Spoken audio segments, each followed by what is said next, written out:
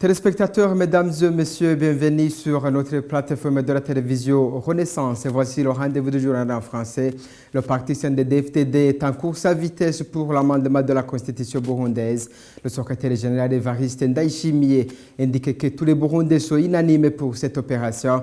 Ce parti affirme que ses membres qui ont participé dans le dialogue qui se déroulait à l'intérieur du pays, parallèlement à celui d'Arusha, et que tous ses membres sont pour cet amendement. Il ajoute que la question a été confiée à une commission pour statuer sur les articles de la Constitution et voir si le mandat du président soit illimité ou pas. Écoutez Évariste Ndayishimiye. Cyambere cyo nababwira nuko tubihuriza ko twese byatanguye kuvugwa mu bihumbi 2013. Premièrement, ce que je veux vous dire, est-ce que nous nous sommes d'accord sur ça? On a commencé à en parler en 2013, quand on travaillait sur la feuille de route de Kayanza. Et quand on a voulu mettre en pratique, ça a échoué. Mais après, il y a eu des dialogues entre les Burundais. Pour le moment, tous les partis politiques sont d'accord. Personne n'a pas de doute pour que la Constitution soit modifiée. Je pense qu'ils ont trouvé qu'il y a des litiges. Et là, ce n'est pas le gouvernement qui intervient ou moi. C'est le travail des experts qui vont travailler sur ça. Ils posent des questions concernant les mandats du président. Toutes les constitutions et même la constitution actuelle, vous trouverez que les institutions en fonction continueront sa fonction par rapport aux textes écrits dans la constitution. Et vous poserez une question de savoir le point de vue du parti CNDD-FDD pour les mandats présidentiels. Le CNDD-FDD a le même point de vue du gouvernement, car le gouvernement a mis un groupe des experts qui vont travailler sur ça. Et dans les dialogues inter-burundais, il y avait les membres du parti CNDD-FDD et beaucoup d'entre eux ont donné leur point de vue. Mais ce n'est pas le CNDD-FDD qui a donné son opinion. C'est les membres du CNDD-FDD qui ont donné leurs opinions. Vous attendez que c'est un grand problème pour le gouvernement du Burundi.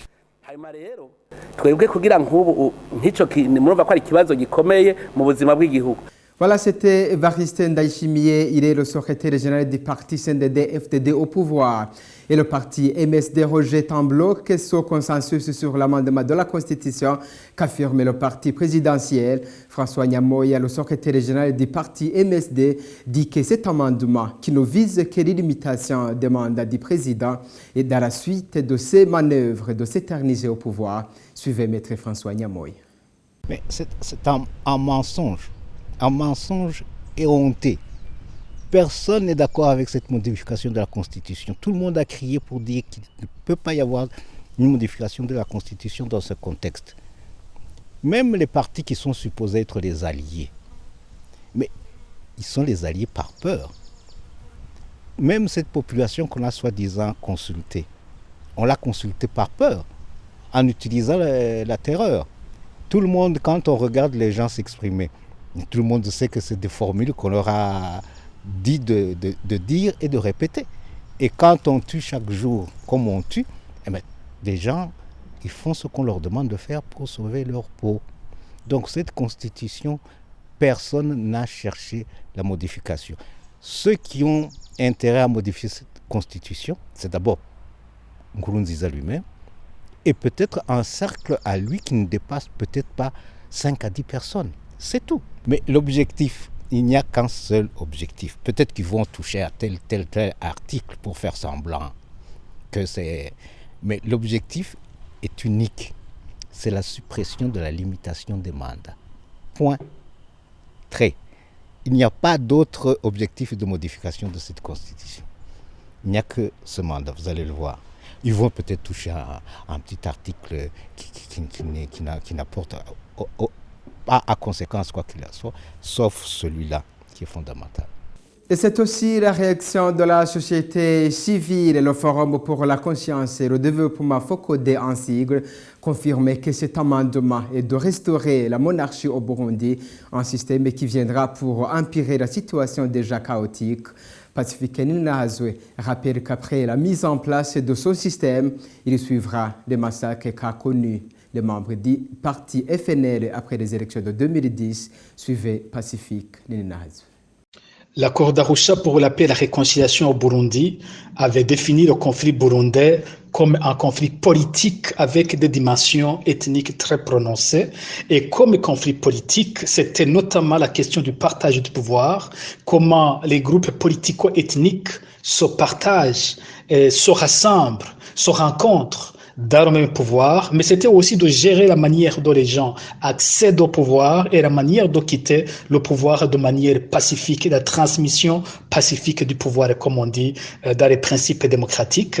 Alors, avec l'intention de modifier la Constitution, de lever le verrou de l'imitation des mandats présidentiels, avec l'intention de se donner un 4e mandat et peut-être un 5e, un 6e, un 10e, ou de se transformer en véritable roi du Burundi, Pierre Nkurunziza est en train de plonger de nouveau le Burundi dans une crise plus grave que celle que nous traversions déjà. Il avait juré en 2015 que c'était le 3e mandat, c'était le dernier, qu'il n'allait pas faire un autre mandat. Bien sûr, il a imaginé ces sortes de consultations qui ne tiennent pas, qui est juste du folklore, de ses propres fans, de ses propres partisans, dont les certains savent qu'ils sont menacés s'ils disaient non, qu'ils allaient mourir. Et voilà, il va aller vers une autre constitution qui lui permettra de briguer un autre mandat. Ici, je dois souligner une chose. Si Nkurunziza fonce et force pour obtenir un 4e mandat, ce sera un mandat d'abord contre des membres du CNDD-FDD et particulièrement contre des militaires, des généraux de son propre parti, parce que s'il quittait, ce serait un général du CNDD-FDD qui le remplacerait. Donc, si demain il verrouille cela, c'est bloquer le passage d'autres généraux CNDD-FDD qui aspiraient à diriger le pays. Et cela va signifier que comme il a tué, il a exécuté des militants du FNL d'Agathon Rwasa au début du 2e mandat. Et pour le 3e mandat, on a vu ce qu'il a fait contre ce qu'il appelle les mougéries, les chiens errants, donc les opposants à son 3e mandat. Et il y en a plein qui se réjouissent aujourd'hui des crimes qu'il est en train de commettre, qui demain seront en train de pleurer en perdant les leurs, parce que au moment du 4e mandat, s'il devait l'obtenir, ce serait contre. Il va tuer énormément de membres du CNDD-FDD aujourd'hui qui auront dit non à un 4e mandat ou à des mandats indéfinis. C'est encore une fois un moment de faire un appel à tous les Burundais de toutes les tendances politico-ethniques, qu'ils soient pour ou contre le 3e mandat. Nous devrions nous mettre ensemble encore une fois pour sauver la patrie et barrer la route à l'intention monarchique de Nkurunziza qui ne fera que plonger le pays dans un véritable naufrage. Voilà, c'était Pacifique Ninahazwe, il est président du FOCODE. Avant de croire ce journal, la pénurie de carburant qui s'observe partout dans le pays commence à provoquer de lourdes conséquences sur le transport à l'intérieur du pays comme à l'intérieur de la capitale Bujumbura. La plus récente est la réduction des courses de transport pour les agences de voyage Memento et Volcano dans les provinces du nord du pays, plus précisément à Muyinga. Bertrand Ngendakuriyo pour plus de détails. Cette pénurie du carburant et ses multiples conséquences indisposent les citoyens en province de Muyinga, comme le témoignent quelques personnes interrogées ce lundi.